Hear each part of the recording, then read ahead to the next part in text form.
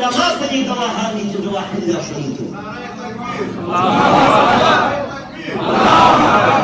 نو الله علما اولو العلم په خپل خدایتوب او د الوهیت او د توحید په ګواهۍ کې واچول. د کلي او د پټي ګواهي نه ده، د جهاد نه ده، د الله د یووالي ګواهۍ کې.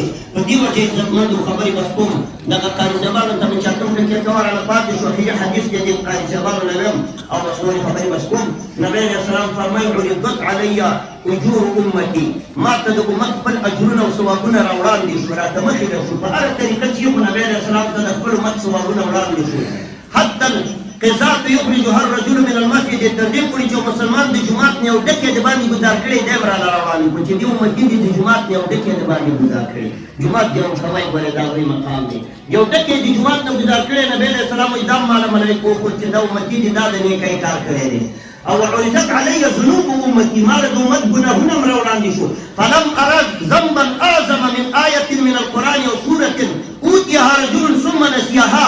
وایي ما پکې د دې نه غټه ګناه بله ونه لیده چې یو مسلمان ته قرآن ټول یاد یا لږ یا یو سورت یا وار یاد کړی بېرته یې کړی، د دې نه مې پکې ګناه بله ونه لیده. نو قرآن به نه هېروئ عزتمندو. دا وجه دا ده چې دا هېروي په دې وجه چې دنیا نه مخه چې قرآن ولا العیاذ بالله کمزوری شي ښکاره شي، شکر پرې ادا نه کړي تنیم شي چې څوک د یو شي قدرداني کوي نو هغه نه هېروي، هغه کلک یادوي.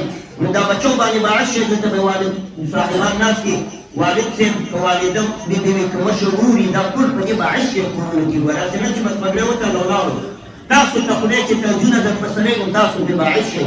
وایي بچیه دا به ښه کلک یادوي، ټیټ به یادوي، درونه به کې الله دې دا اخره کې بیا تاسو ته مبارکي وړاندې کوم. الله دې دا نږدېربني به سعادت کې، الله دې دا کلي آباد ودان لري او الله دې داسې خوشحاله لري او ستاسو د توجه نه چې ډېر په توجه په ادب کې ناست وي، الله دې دنیا او آخرت کې اجرونه درکړي.